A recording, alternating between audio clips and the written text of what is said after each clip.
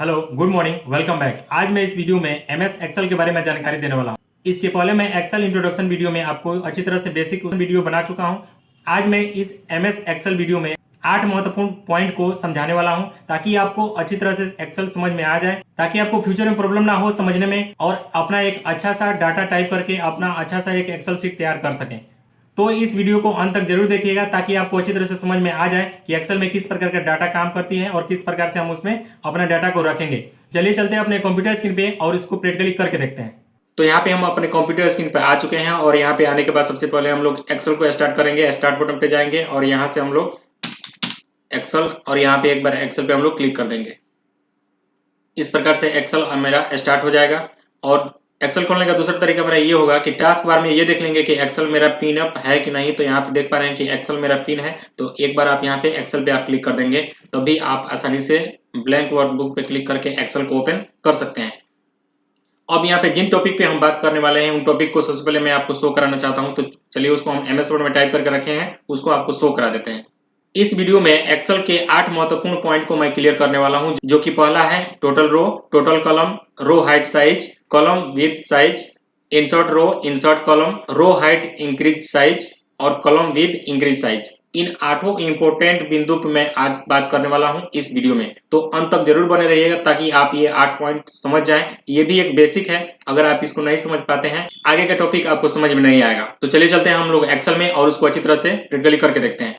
तो यहाँ पे हम लोग एक्सेल में आ चुके हैं और एक्सेल में आने के बाद इसके पिछले वीडियो में मैं आपको समझा चुका हूँ, एक्सेल इंट्रोडक्शन वीडियो में बता चुका हूँ कि उसमें मेरा रो कौन सा है और कॉलम कौन सा है। एक बार और आपको मैं बता दे रहा हूँ, जो ए बी सी डी ई यानी अल्फाबेटिकल जितना भी आपको शो कर रहा है, देख रहे हैं आप, इसको हम लोग कॉलम बोलते हैं। और 1 2 3 जो नंबरिंग है 1 2 3 4 5, ये जो नंबरिंग आप देख रहे हैं इसको हम लोग रो बोलते हैं। और यहाँ पे नीचे आप देख सकते हैं सीट 1 है, आप सीट प्लस पे क्लिक करेंगे, फिर प्लस पे क्लिक करेंगे तो इस प्रकार से सीट 1 सीट 2 सीट 3 आप अलग अलग सीट्स आप ले सकते हैं। तो अब हम लोग चलते हैं, जो जिन पॉइंट को मैं आज बताने वाला हूँ उस पॉइंट को हम लोग बात करते हैं। तो सबसे पहले मैं टोटल रो और टोटल कॉलम, इन दोनों ऑप्शन को हम लोग देख लेते हैं। इसमें आपको मैं ये बता दूं कि अगर आपको ऐसे देखना है कि टोटल मेरा रो कितना है, टोटल मेरा कॉलम कितना है, तो आप कीबोर्ड में टॉप डाउन लेफ्ट राइट जो बटन होता है उसको आप दबा के राइट साइड में जाएंगे तो देख सकते हैं आप टोटल रो कितना है। तो अगर आप इसको दबा के रखेंगे, लेकिन इसमें बहुत समय लग सकता है हमको लास्ट तक पहुंचने में, क्योंकि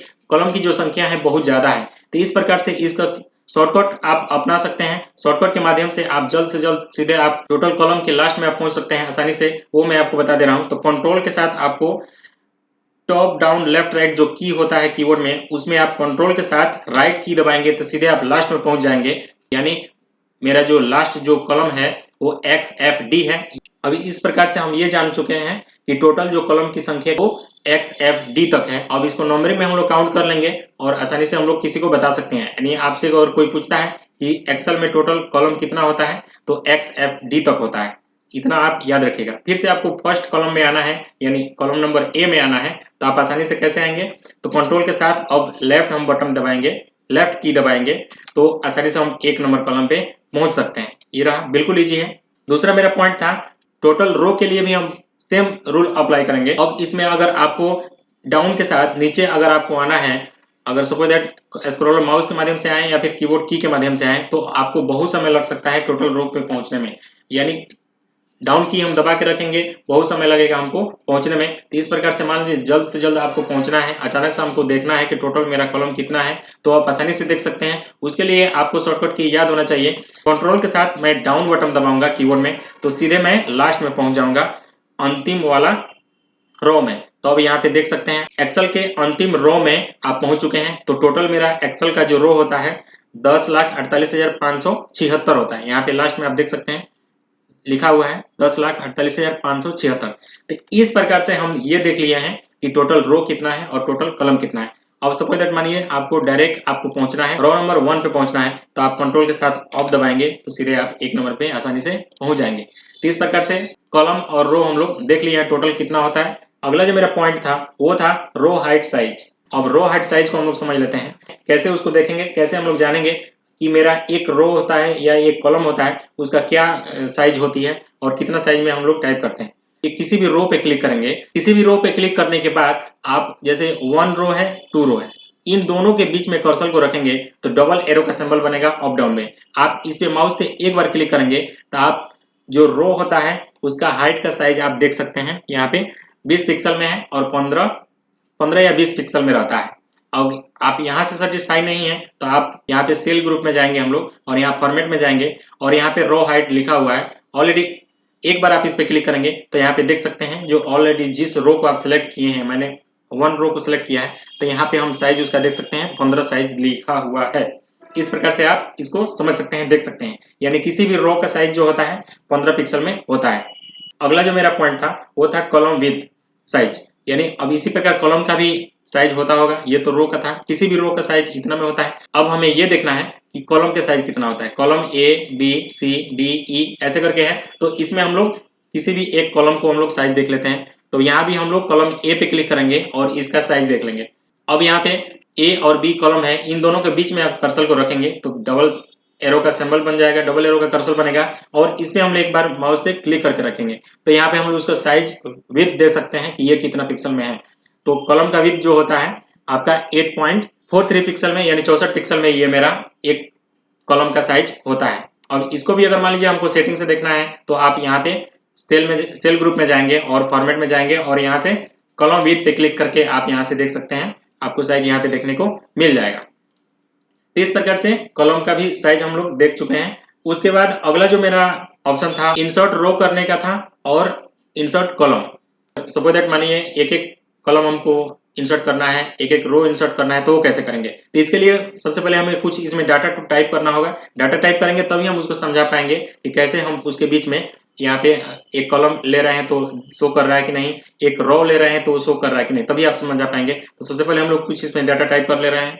तो इसमें हमने कुछ डाटा को हमने टाइप कर लिया है और इसमें डाटा को हम पुट कर लिए हैं, रख लिए हैं। जैसे ये जो मेरा कॉलम है इसमें हम पूरा नेम रखे हैं और ये जो 1 जो रो है इसमें भी मैं नेम ही रखा हूं और बीच में जितनी भी आप देख रहे हैं इसमें सारा चीज हम डिजिट रखे हैं, नंबर रखे हैं। तो इस प्रकार से आप डाटा हम इसमें टाइप कर लेंगे ताकि आपको ये समझ में आ जाए कि कॉलम इंसर्ट हो रहा है कि नहीं और रो इंसर्ट में हो रहा है कि नहीं। एक के बाद एक कॉलम इंसर्ट करना है। आप ढेर सारे डाटा इसमें टाइप कर दिए हैं और बाद में आपको पता चला कि नहीं, ए के बाद सुरेश जो हम लिखे हैं, रोहित के बाद जो मैं नाम जो मेंशन किया हूँ सुरेश है, इन दोनों के बीच में हमको एक कॉलम चाहिए ताकि मैं दूसरे स्टूडेंट का नाम इसमें लिख सकूं। तो ऐसे कंडीशन में आप एक के बाद हमको एक कॉलम चाहिए तो आपका जो कर्सर रहेगा बी पे रहेगा, ठीक है। जैसे आप बी पे अपना कर्सर को रखेंगे, बी रो को पूरा को आप सेलेक्ट कर लेंगे और होम टैब के आप सेल ग्रुप में जाएंगे और यहाँ पे आपको इंसर्ट टैब देखने को मिल जाएगा।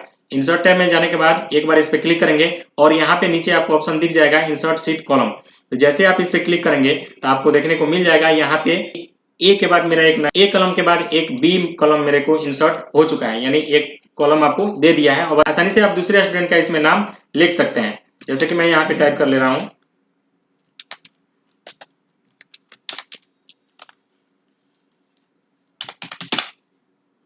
गोपाल। तो इस प्रकार से देख रहे हैं कि मैं यहाँ पे आसानी से एक स्टूडेंट का नाम लिख लिया हूँ और इसमें आसानी से मैं पुट भी कर सकता हूँ। दूसरा कंडीशन, अब इस प्रकार से आप कॉलम इंसर्ट कर सकते हैं। वही कंडीशन सेम कंडीशन होगा, आपको रो लेना होगा। तो आप यहाँ पे रो देख रहे हैं। सपोज दैट मानिए कि जो यहाँ पे 5 नंबर जो मेरा रो है इसके बाद मुझे एक और कॉलम चाहिए ताकि मैं हिमांशु और आकाश जो नाम लिखा है इन दोनों के बीच में दूसरे स्टूडेंट का मैं नाम लिख सकूं। तो इस कंडीशन में आपको 5 के बाद एक रो चाहिए, तो आपका जो कर्सर होगा 6 पे होगा। अब 6 पे रखने के बाद आप यहाँ पे इंसर्ट में जाएंगे, होम टैब के सेल ग्रुप में जाएंगे और यहाँ पे इंसर्ट में जाएंगे और यहाँ पे इंसर्ट शीट रो पे आप एक बार क्लिक करेंगे। यहाँ पे एक रो आपको ब्लैंक रो आपको यहाँ पे दे देगा ताकि आप इसमें भी कुछ नेम मेंशन कर सकें, लिख सकें दूसरे स्टूडेंट का।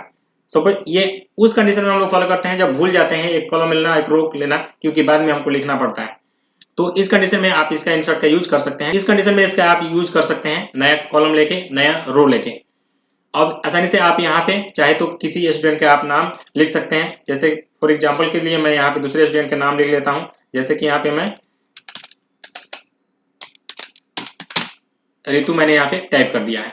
तो इस प्रकार से हम ये सीख लिए हैं कि कैसे हम लोग कॉलम इंसर्ट करेंगे, कैसे हम लोग रो इंसर्ट करेंगे। अगला जो मेरा पॉइंट होगा वो रो हाइट इंक्रीज करना, यानी रो को भी इंक्रीज कर देना है और कॉलम को भी इंक्रीज करना है। कैसे इंक्रीज करेंगे, आप दोनों टॉपिक आपको हम बताने वाले हैं, 2 टॉपिक इसमें बताने वाले हैं और 2 माध्यम से आपको बताने वाले हैं। कभी कभी क्या होता है कि मैं कॉलम ए में किसी स्टूडेंट का नाम लिखा हूँ, वो नाम बड़ा रहता है और अभी आप लोगों को मैंने बताया कि कॉलम का जो साइज होता है 8 पॉइंट में रहता है। सपोज दैट मान लीजिए अगर कोई ऐसा नाम आपके पास आ गया जो बिल्कुल बड़ा है, बहुत बड़ा हो, तो उस कंडीशन के लिए आपको बढ़ाना होगा, तो आसानी से उसको इंक्रीज कर सकते हैं अपने कॉलम को। ए और बी के बीच में जो कर्सर, मेरा माउस का जो कर्सर है उस पॉइंट बन रहा है डबल एरो पे, उस पर एक बार क्लिक करेंगे और आसानी से आप स्क्रॉल कर सकते हैं राइट साइड की जगह। राइट साइड में आसानी से उसको स्क्रॉल कर सकते हैं, तो देख पाएंगे कि आपका जो कॉलम ए है वो बिल्कुल थोड़ा उसका साइज इंक्रीज हो गया है, बढ़ गया है। तो इस प्रकार से आप कॉलम को इंक्रीज कर सकते हैं। दूसरा तरीका मेरा क्या होगा बढ़ाने का, आप सपोज दैट मानिए कि बी को भी आपको बढ़ाना है और आपको ये पता है कि हमको कितना पिक्सल में बढ़ाना है, यानी डिजिट पता है आपको। मान लीजिए सपोज मान लीजिए हमको 50 में इसको इंक्रीज में बढ़ा देना है, यानी 50 पिक्सल में आपको बढ़ा देना है। तो उस कंडीशन में आप क्या करेंगे कि आप बी पे क्लिक करेंगे और होम टैब के ही सेल ग्रुप में जाएंगे और फॉर्मेट में जाएंगे और यहाँ पे कॉलम विड्थ दिया हुआ है, कॉलम विड्थ पे क्लिक करेंगे और डायरेक्ट आप मेंशन कर देंगे जितने में आपको इंक्रीज करना है। सपोज मान लीजिए हमको 60 में करना है, 60 पिक्सल में, तो 60 टाइप करेंगे और ओके कर देंगे। तो देख पाएंगे कि आपका इंक्रीजमेंट हो चुका है, आपके कॉलम का इंक्रीजमेंट हो चुका है, यानी साइज बढ़ चुका है। तो आप दोनों तरह से इसका इंक्रीज कर सकते हैं, दोनों तरीके से आप आसानी से बढ़ा सकते हैं, या फिर आप यहीं से बढ़ा लीजिए या फिर सेल ग्रुप से बढ़ा लीजिए। वही कंडीशन हम लोग फॉलो करेंगे, अप्लाई करेंगे रो में भी। अगर सपोज दैट मानिए जो आपका कॉलम जो है 5 नंबर जो कॉलम है, इसका रो का जो है हाइट आपको बढ़ाना है, तो आसानी से आप बढ़ा सकते हैं। जैसे आसानी से इसको आप बढ़ा सकते हैं, तो इसमें फॉलो क्या करेंगे कि 6, 5 और 6 इन दोनों के बीच में मेरा माउस का जो कर्सर होगा डबल एरो का सिंबल बन जाएगा और यहाँ से इसको आप आसानी से इंक्रीज कर सकते हैं, बढ़ा सकते हैं। तो इस प्रकार से आपका जो रो का साइज होगा, देख रहे हैं कि बिल्कुल इंक्रीज हो गया है, यानी बढ़ चुका है, बढ़ चुका है। अगला प्रोसेस क्या होगा, सपोज दैट मानिए कि आपका जो 10 नंबर है रो है, इसको आप दूसरे माध्यम से बढ़ाना सकते हैं, यानी एग्जैक्ट पॉइंट आपको पता है कि हमको कितना बढ़ाना है, उतना पॉइंट में बढ़ाना चाहते हैं, तो आप इसको आसानी से बढ़ा सकते हैं। आप जाइए होम टैब के सेल ग्रुप में जाइए और यहाँ से फॉर्मेट में जाइए और यहाँ पे रो हाइट आपको देखने को मिल जाएगा और डायरेक्ट आप अपना पॉइंट यहाँ पे जितना आपको मेंशन करना है उतना मेंशन कर दीजिए। सपोज दैट मानिए हमको 100 में बढ़ाना है, तो आप यहाँ पे 100 टाइप करेंगे और एक्सेल और यहाँ पे ओके कर देंगे। तो इस प्रकार से देखेंगे तो आपका इंक्रीजमेंट हो चुका है, रो हाइट भी आसानी से इंक्रीज हो चुका है, बढ़ चुका है। तो इस प्रकार से आप इसको बढ़ा सकते हैं, घटा सकते हैं रो और कॉलम को। अगला जो मेरा टॉपिक था इसमें मैं मेंशन नहीं किया हूं, नहीं बताया हूं, लेकिन आपको एडवांस में बता दे रहा हूं कि इसमें क्या हो, अगर आपको कि अगर मान लीजिए आपको सपोज दैट कभी कभी क्या होता है कि डिलीट भी करना पड़ता है एक्सेल में किसी भी रो और कॉलम को, तो डिलीट करना होगा तो कैसे करेंगे, बहुत ही इजी है। आप जिस रो को आपको डिलीट करना है उस रो को आप सिलेक्ट कर लेंगे। फॉर एग्जाम्पल के तौर पे मान लीजिए 5 नंबर जो मेरा रो है इसको मैं डिलीट करना चाहता हूँ, तो आसानी से आप कर सकते हैं। कैसे करेंगे, इसको सिलेक्ट कर लेंगे और यहाँ पे सेल ग्रुप में ही आपको डिलीट ऑप्शन दिख रहा होगा, एक बार आप इस पर क्लिक कर देंगे तो आपका जो 5 नंबर था वो डिलीट हो चुका है। ठीक है, उसी प्रकार किसी कॉलम को आपको डिलीट करना है, तो सपोज दैट मानिए कि जो मेरा कॉलम है ई नंबर जो कॉलम है इसको मुझे डिलीट करना है, तो आप ई नंबर को सिलेक्ट कर लेंगे और डिलीट पे क्लिक कर देंगे, तो आसानी से डिलीट हो जाएगा। बिल्कुल इजी है, आसान है। इस प्रकार से आप किसी भी सेल और कॉलम को आसानी से आप डिलीट कर सकते हैं।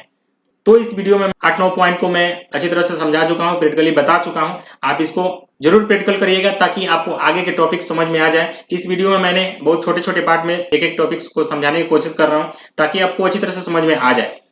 तो इस प्रकार से मैंने इस वीडियो में एक्सेल के 8 महत्वपूर्ण टॉपिक को मैंने अच्छी तरह से समझा दिया है, प्रैक्टिकल करके आपको दिखा दिया है। अगर इस 8 पॉइंट में किसी में रिलेटेड आपको कोई डाउट हो तो आप उसको साझा जरूर करिएगा ताकि मैं और बेहतर से मैं उसको समझा सकूं। आई होप आपको ये वीडियो अच्छी लगी होगी। मिलेंगे हम लोग नेक्स्ट अगले वीडियो में, तब तक के लिए थैंक यू सो मच हमारे साथ जुड़ने के लिए, धन्यवाद।